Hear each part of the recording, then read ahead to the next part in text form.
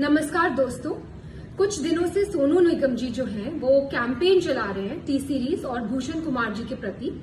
तो इस सिलसिले में मैं ये बोलना चाहती हूँ कि टी सीरीज ने आज तक हजारों कलाकारों को ब्रेक दिया है जो कि आउटसाइडर्स हैं, जो इंडस्ट्री से नहीं जुड़े हुए।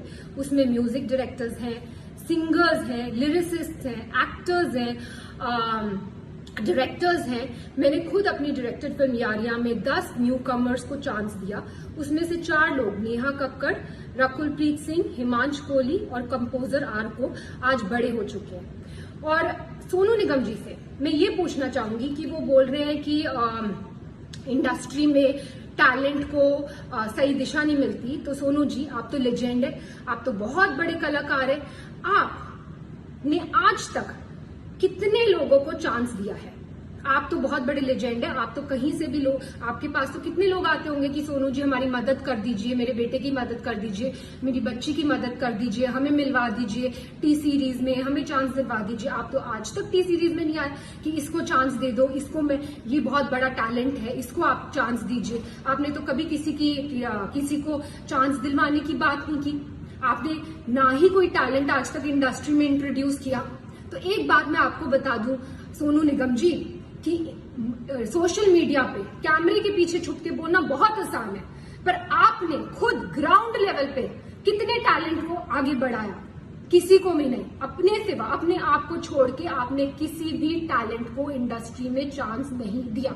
और आज आप हम पर ब्लेम कर रहे हैं कि हम लोगों को चांस नहीं देते, जबकि 97% लोग जो कि टी सीरीज में काम कर रहे हैं आज की डेट में, आप देख लीजिए, वो आउटसाइडर्स है, वो इंडस्ट्री किड्स नहीं है, उनका इंडस्ट्री से कोई भी लेना देना नहीं है। फिर भी हम उनको नए टैलेंट को ढूंढ रहे हैं और उनको चांस दे रहे हैं।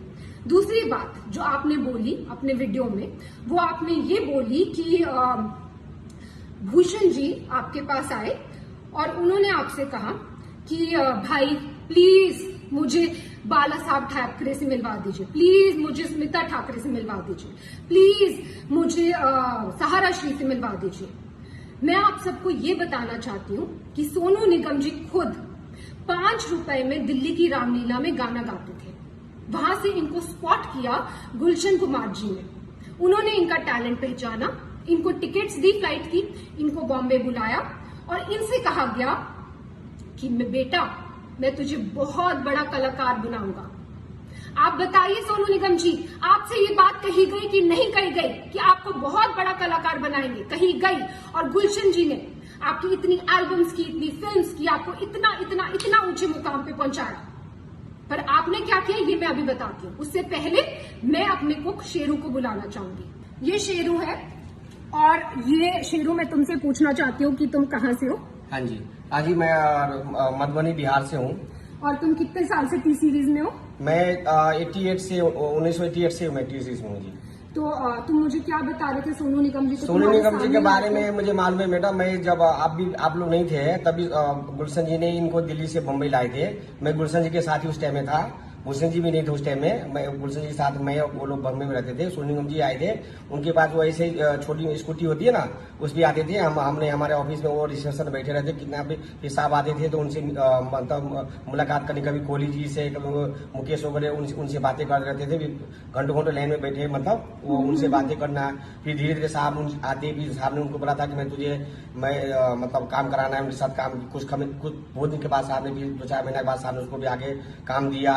बहुत सारे एल्बम बनाए, बहुत फिर फिल्मों में चांस दिया, बेवफा-सनम वगैरह बहुत हिट हुए उस टाइम में। तो उनका बहुत बड़ा नाम बन गया। बहुत बड़ा नाम हो गया। मतलब जब से मतलब ये जो भी है आज, ये जो भी है सब गुलशन जी की वजह से ही है मेरे हिसाब में। हाँ जी। सोनू जी की आप जानते होंगे, ये हमारे घर के कुक है और 88 से ये हमारे घर में। एनीवेज, अब मैं ये बताना चाहती हूँ कि 1998 में जब टी सीरीज की फैमिली के साथ ये हादसा हुआ था और गुलशन कुमार जी को खत्म कर दिया गया था, तब सोनू निगम जी ने क्या किया? तो सोनू निगम ने सोचा कि अब तो टी सीरीज का क्या होगा, टी सीरीज का तो कोई करता धरता है नहीं।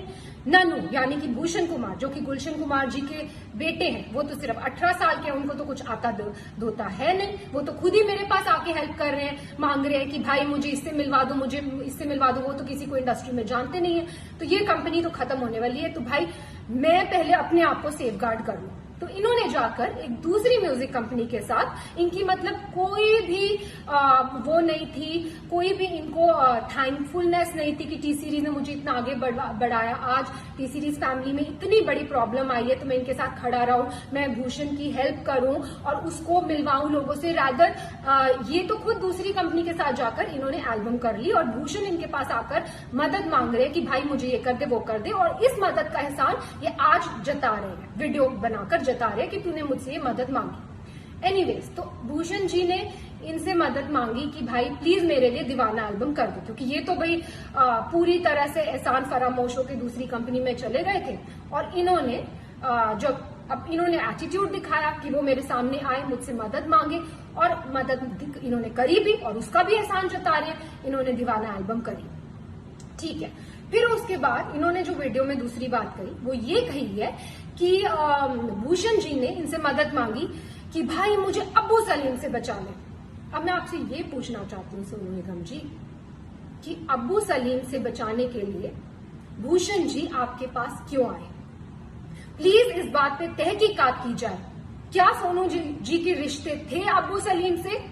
डेफिनेटली थे, तभी तो वो उनके पास मदद मांगने आए, और इन्होंने खुद अपने वीडियो में बोला है कि वो उनके पास मदद मांगने आए।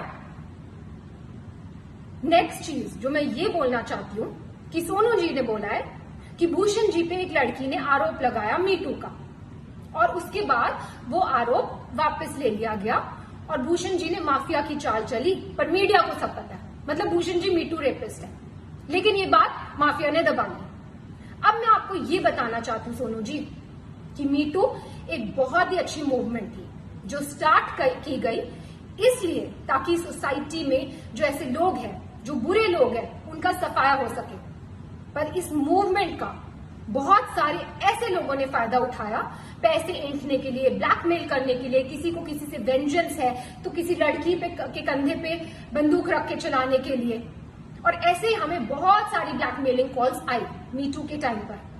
उस टाइम पर हमने सिर्फ पुलिस की सपोर्ट ली, पुलिस की हेल्प ली, और पुलिस ने तहकीकात की और पुलिस ने ये क्लियर कर दिया कि ये तो सीधा सीधा ब्लैकमेलिंग का केस है। और पुलिस ने हमने पूछा कि क्या आपको कुछ करना है, कुछ मानहानि का दावा करना है या कुछ करना है। हमने डिसाइड किया कि नहीं, हम मीडिया तक में भी ये बात आउट नहीं करेंगे कि क्या हुआ है हमारे साथ। क्यों? क्योंकि हम खुद किसी लड़की को डाउन क्यों करें, हम किसी लड़की को क्यों उसको इस तरह भरे बाजार में उसकी इज्जत उतारें। लेकिन उसका ऐसे बहुत सारे केसेस आए हमारे पास, और उसका फायदा आप जैसे लोग उठाते हैं। और कई लड़कियों ने एडमिट भी किया कि कई लोगों ने जो सच्चे दुश्मन है इंडस्ट्री में, उन्होंने वो पीछे थे इस मिली भगत के, लेकिन देखिए आप आज भी इसका फायदा उठा रहे। मैं पूछना चाहती हूँ सोनू निगम जी, क्या है मीटू मूवमेंट? मैं लगा दूं आप पे मीटू, तो मैं लगा दूं आप पे मीटू, बोल दो आप मीटू रेपिस्ट है, हो जाएंगे आप मीटू रेपिस्ट। तो प्लीज सोच समझ के वीडियो बनाया कीजिए, क्योंकि आपने धमकाया वीडियो में कि आप उस लड़की का वीडियो आउट कर देंगे। बेशक कीजिए, पर नेक्स्ट टाइम कोई भी वीडियो आउट करना हो, याद रखिए प्रूफ के साथ कीजिए। बिना प्रूफ के मीटू मूवमेंट का कोई मतलब ही नहीं है। और कोई भी अगर बिना प्रूफ की कोई इल्जाम लगाता है, क्योंकि जब से आपने ही अपना वीडियो ऑन किया है तब से वापस हमारे पास ब्लैकमेलिंग कॉल शुरू हो गए, वापस कई लड़कियां उठ गई हैं कि हमें तो सोनू निगम जी से इंस्पिरेशन मिल गई है, हमें आप हमें काम दो, या तो हमें आप पैसा दो, नहीं तो हम आप पर ये कर देंगे। सिर्फ ये लड़कियां ही क्यों, बहुत सारे सिंगर्स और खड़े हुए हैं, वो कर रहे हैं, वो ऐसे ब्लैकमेल कर रहे हैं। मुझे ये वीडियो बिल्कुल भी नहीं बनाना था सोनू निगम जी, और भूषण जी ने तो मुझे स्पेशली बोला था कि हमें चुप रहना, हमें चुप्पी साधे रखनी है, लेकिन आपने अभी भी अपनी कैंपेन बंद नहीं की। आज भी हम कोशिश करते हैं टी सीरीज से कि 80% लोग 100% लोगों को चांस दे, पर कई बार लोगों को काम नहीं मिल पाता बिकॉज सो मेनी रीजंस। किसी म्यूजिक डायरेक्टर, कोई धुन में कोई कलाकार जाता है, कोई धुन में कोई कलाकार जाता है। 80% लोगों को तो काम मिल रहा है ना मार्केट में, जो 20% लोगों को काम नहीं मिल रहा वो कोई भी शुरू हो जाएगा, कोई भी किसी पे भी आरोप लगा सकता है। तो ऐसा माहौल है। और आपने जब अपना वीडियो ऑन किया तो मैं आपको बता दूं कि मेरे साथ क्या हुआ। मेरे हस्बैंड के against death threats, social media पे डेथ थ्रेट्स, मेरे लिए रेप थ्रेट्स, और मेरे बच्चे के लिए थ्रेट्स। मैं क्यों सहूं ये सब? मैं क्यों सहूं अपने बच्चे के लिए थ्रेट्स? और अभी भी आपकी कैंपेन बंद नहीं हुई है, अभी भी आपकी कैंपेन जारी है।